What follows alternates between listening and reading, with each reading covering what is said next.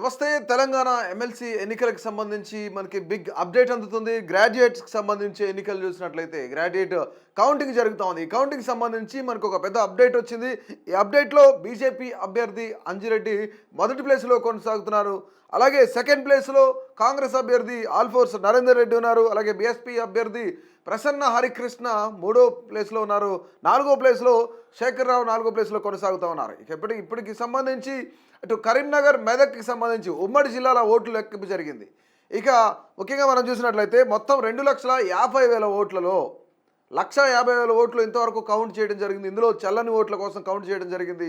దాదాపుగా ఇక్కడ 25,000 నుంచి 30,000 ఓట్లు చల్లని ఓట్లే ఉన్నాయి. అంటే గ్రాడ్యుయేట్స్ అయ్యిండి కూడా ఓటు వేయడం రాలేదు అంటే ఇక అది వాళ్ళ విజ్ఞతగా వదిలేయాలి. ఎందుకంటే ఓటు ఎంత ముఖ్యమో, ఓటు ఎంత విలువైనదో అందరికీ తెలుసు. కానీ ఇక్కడ చదువుకున్న గ్రాడ్యుయేట్లే చల్లని ఓట్లు దాదాపుగా అంటే 25,000 నుంచి 30,000 ఓట్లు అంటే 20-30% ఓట్లు చల్లని ఓట్లు కూడా బయటపడ్డాయి. చల్లని ఓట్లు మొత్తం 2,50,000 ఓట్లు దాదాపుగా ఎన్నికల అధికారులు భావిస్తుంది ఏంటంటే ఇప్పటికే 25 నుంచి 30,000 ఓట్ల మధ్యలో ఉన్నాయి. కాబట్టి దాదాపుగా ఈ 2,50,000 ఓట్లు కౌంట్ చేస్తే కనుక 2,50,000 ఓట్లలో కేవలం 2,10,000 ఓట్లు మాత్రమే చెల్లుబాటు అయ్యే అవకాశం ఉంది అన్నట్లు కూడా చెప్తున్న పరిస్థితి. ప్రజలందరూ కూడాను, ఉత్తర తెలంగాణ ప్రజలందరూ కూడాను బీజేపీ వైపు మొగ్గు చూపుతున్నట్లు తెలుస్తుంది. ఎందుకంటే ముఖ్యంగా ఇక్కడ మన ఉపాధ్యాయ ఎన్నికల్లో మనం చూసినట్లయితే మెదక్, నిజామాబాద్, కరీంనగర్, ఆదిలాబాద్ ఉమ్మడి 4 జిల్లాలకు సంబంధించి ఇప్పటికే ఉపాధ్యాయ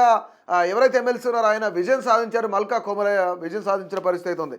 ఇక్కడ మొత్తం టోటల్గా పోలైన ఓట్లు మనం చూసుకుంటే 25,041 ఓట్లు పోలైనాయి. ఇక చెల్లుబాటు అయిన ఓట్లు చూసినట్లయితే 24,144 ఓట్లు చెల్లుబాటు అయినాయి అనమాట. ఇందులో చల్లని ఓట్లు కూడా ఉన్నాయి. అంటే 897 ఓట్లు చల్లని ఓట్లు ఉన్నాయి. అలాగే గెలుపు కోసం కావాల్సిన ఓట్లు ఏంటంటే మ్యాజిక్ ఫిగర్ 12,073 ఓట్లు కావాలి. సో దీనికి సంబంధించి మనం చూసినట్లయితే మల్కా కొమరయ్యకి సంబంధించి 12,959 ఓట్లతో మల్కా కొమరయ్య మొదటి స్థానంలో ఉండి విజయం సాధించారు.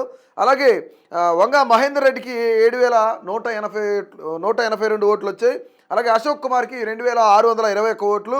సో మొత్తానికి కూడాను ఉత్తర తెలంగాణలో ప్రజలంతా కూడాను బీజేపీ వైపు మొగ్గు చూపుతున్నారు. అటు ఉపాధ్యాయులు ఇలాగే గ్రాడ్యుయేట్లు కూడాను కొంతమేర బీజేపీ వైపు మొగ్గు చూపినట్లు తెలుస్తుంది.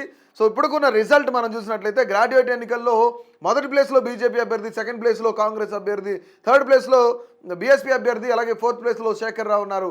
సో మొత్తానికి కూడాను అంటే మనం చూసుకున్నట్లయితే గత ఎన్నికల్లో బీజేపీకి 8 స్థానాలు, ఎమ్మెల్యే ఎన్నికల్లో 8 స్థానాలు వచ్చాయి. అలాగే పార్లమెంట్ ఎన్నికల్లో మరొక 8 స్థానాలు కైవసం చేసుకుంది.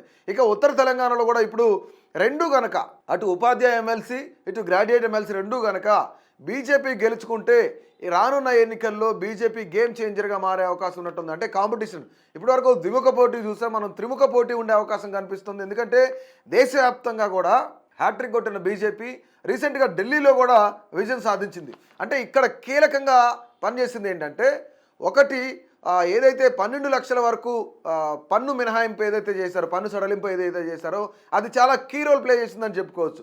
మరొకటి చదువుకున్న వాళ్ళు కానీ, ఉపాధ్యాయులు కానీ, గ్రాడ్యుయేట్లు కానీ వీళ్ళందరూ కూడాను బీజేపీ వైపు మొగ్గు చూపుతున్నారు అనడానికి ఇదే తార్కాణంగా చూసుకోవచ్చు. ఎందుకంటే అటు గ్రాడ్యుయేట్ ఎన్నికల్లో ముందంజలో అంజిరెడ్డి ఉన్నారు. అలాగే ఇక్కడ ఉపాధ్యాయ ఎన్నికల్లో మల్కా కొమరయ్య కూడా విజయం సాధించిన పరిస్థితి అయితే ఉంది.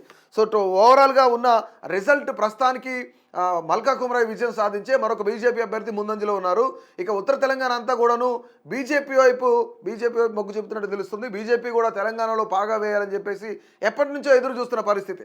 అంటే బీఆర్ఎస్ను వద్దనుకొని తెలంగాణ ప్రజలందరూ బీఆర్ఎస్ను వద్దనుకొని కాంగ్రెస్కు ఓటేసి వాళ్ళ ఎమ్మెల్యేలందరినీ కూడాను అసెంబ్లీకి పంపించారు. అటు 8 మంది ఎంపీలను పార్లమెంట్కి పంపించారు. కానీ ఇక్కడ కాంగ్రెస్ ఫెయిల్యూర్ అని చెప్పేసి ఒక చర్చ జరుగుతూ ఉంది.